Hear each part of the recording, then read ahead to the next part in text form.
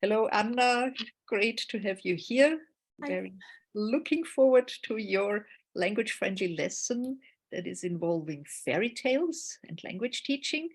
So maybe you can introduce yourself a little bit and also tell about your motivation to join the LERI project. Yes, I'd be very happy to. So my name is Anna Leitner. I'm teaching English and German at a Viennese public secondary school. It's an inner city school in the heart of Vienna. So we have lots of pupils from very diverse backgrounds who bring lots of different first languages to the classroom. The language of instruction is English or German.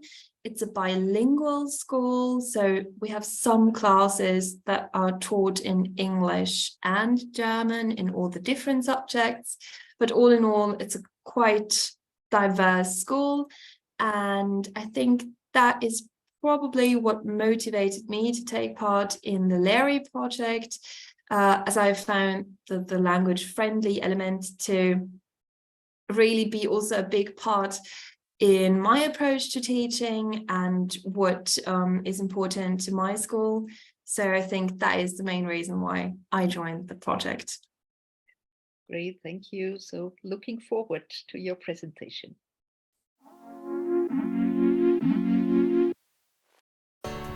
What are some of the first things you remember from your childhood? Telling stories, listening when others tell you a story, maybe sprinkles of magic, once upon a time, and they lived happily ever after. Fairy tales connect us. No matter what our cultural or linguistic or social background is, we can relate to these stories. We can also reach our students on this level, and our students can also connect via stories like fairy tales. No matter what school we teach in, no matter what background the students have, no matter what languages they speak at home or at school. The connection between students and teachers, and between students and students, makes learning possible. This lesson plan is built on that principle. The big theme is the appreciation of all languages. Some of the more specific learning objectives are analysing some special features of language, like onomatopoeia, analysing text structure, extracting information from a non-fiction text, applying comprehension skills, writing fictional texts, giving and receiving feedback. The feedback I received on this lesson plan shows that when learners feel comfortable, they are willing to share all their languages with the class. Learner engagement, the involvement of families, as well as making most of digital resources will, well, maybe not exactly work like magic, but it will provide you with ready-to-use teaching materials that will open lots of rich learning opportunities. It is suitable for 10 to 11-year-old learners and can be used for learning language classes. I hope you and your students will enjoy the lessons, and maybe some teaching and learning moments will be a little magical. So yes, I've already talked about myself. Once again, here you can see my name, the name of my school and my subjects. So I'm teaching English and German in Vienna. I chose to work on fairy tales, and the reason why I chose this particular topic is that I think fairy tales are quite well known all over the world. They're not tied to the Western world. They're not elitist. I think they invite a certain openness and playfulness. They invite learners to play with language. And I'm going to guide you through my lesson plan so that you can see what I mean by that. Just a few keywords maybe from the start. In this learning sequence, learners are looking at onomatopoeia, at magic spells. We're also looking at common features of fairy tales, and it's a skill-based learning sequence where we focusing on reading and writing skills. And as I said, the language-friendly element is quite central to this learning sequence. And I think that welcoming all languages in the classroom was a valuable idea here. And one aspect that I find quite nice about the whole sequence is that when learners are asked to write their own fairy tale in small groups, one idea was to really have them think about the idea that a multitude of languages is a treasure, and this treasure then materializes in the fairy tale. So that was one of my first ideas. Maybe let's have a look at the learning objectives next. So here you can see quite an extensive list of different learning objectives, and I'm going to walk you through these now. So as I said, I think that fairy tales have a certain playful element to them, and I tried to make use of that. We're working with language in a playful way. We're also working on articulation. We're looking at special features of language such as onomatopoeia. We're reflecting on structuring devices that are commonly used in fairy tales. There is also a factual text as part of the learning sequence, where we practice how to find specific information in a text. We find out the answers to specific questions. We use different techniques for vocabulary acquisition, and a very big part of the whole project, which my learners particularly enjoyed, I would say, was the writing part, where we have small groups and the learners plan their writing process. They write their own fairy tale, they give feedback, they receive feedback, and they try to incorporate that feedback.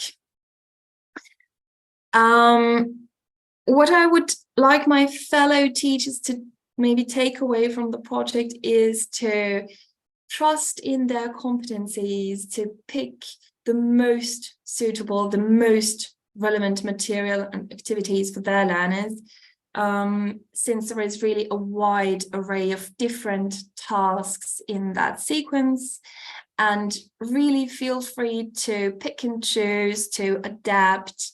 I myself added a few elements that are not in the original sequence. For instance, I added a Kahoot quiz, which is not included here, but which I just included because I know my learners like that sort of activity. And I also used it to consolidate learned content.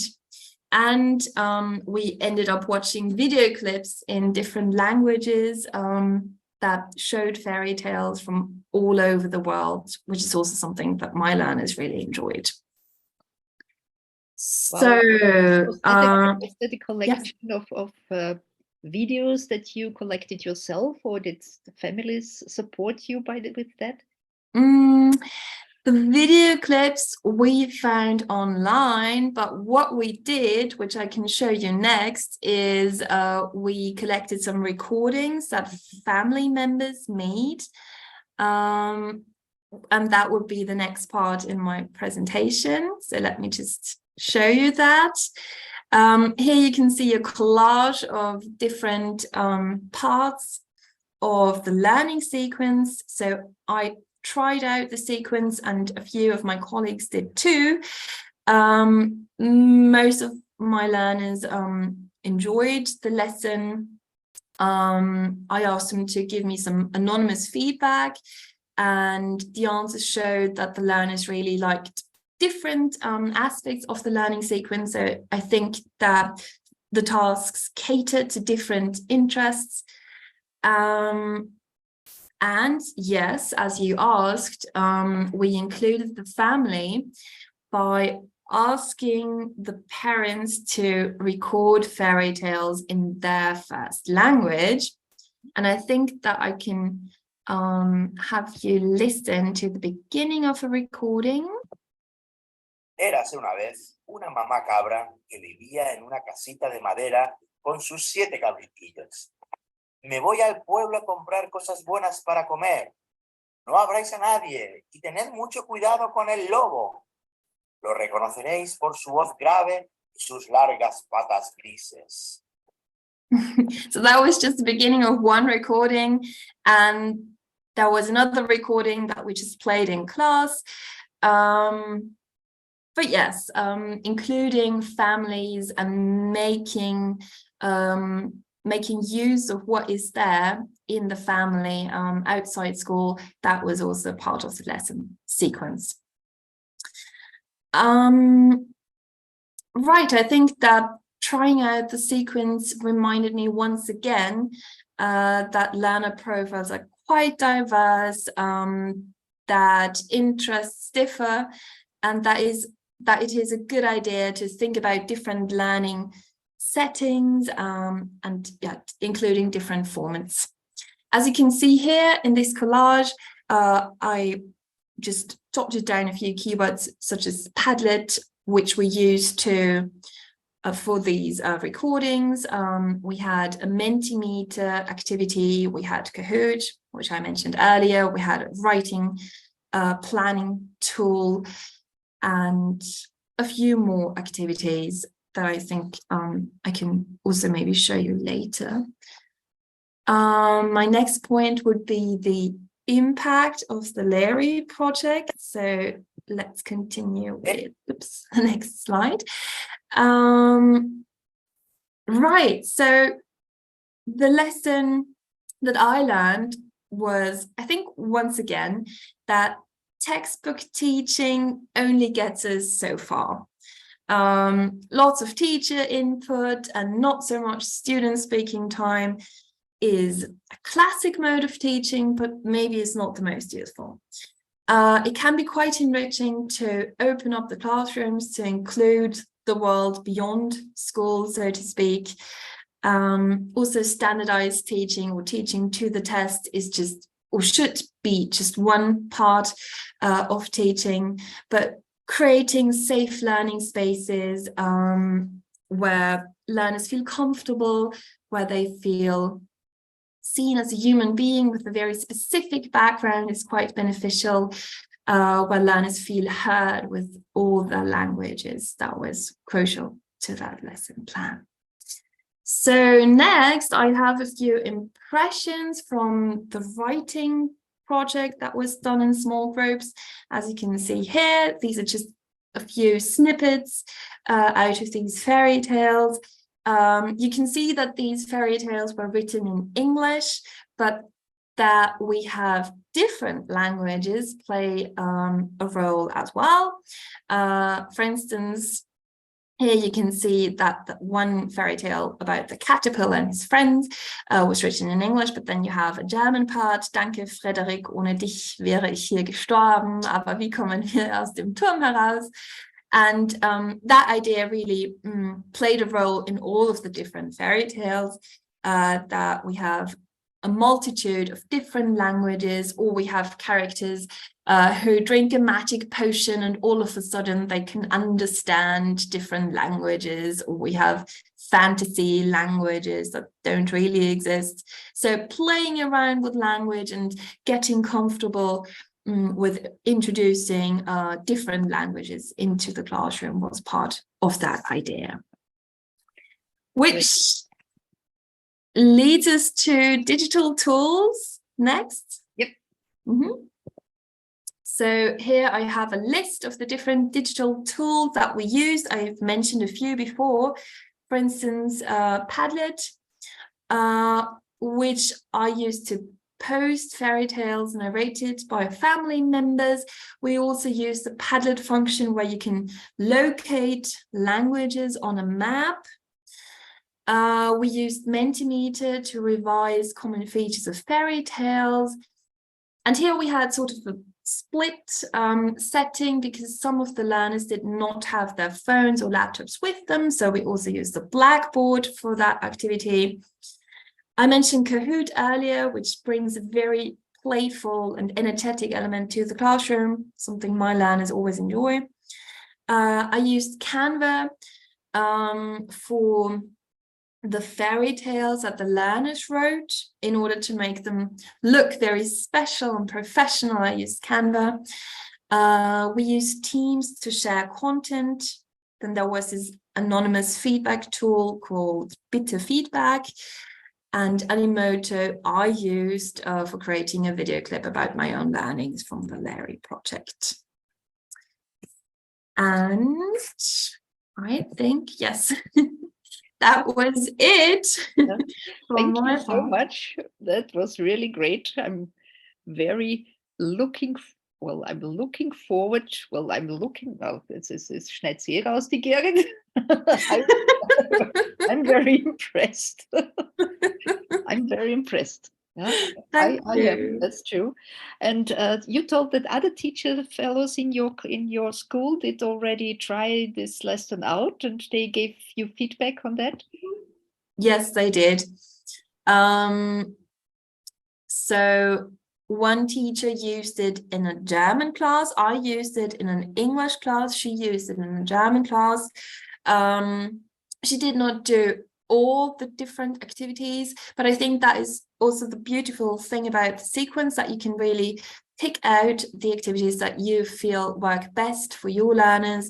I also left out a few parts of my own lesson plan. It turned out to be quite the vocabulary acquisition part turned out to be quite advanced. So we toned that down a little, but my colleague, she used the parts that were about the magic spells, and she did that with first graders in secondary school. So these were 10-year-old learners, and she said that that was really enriching, and yes, the learners seemed to enjoy it. Great, wonderful.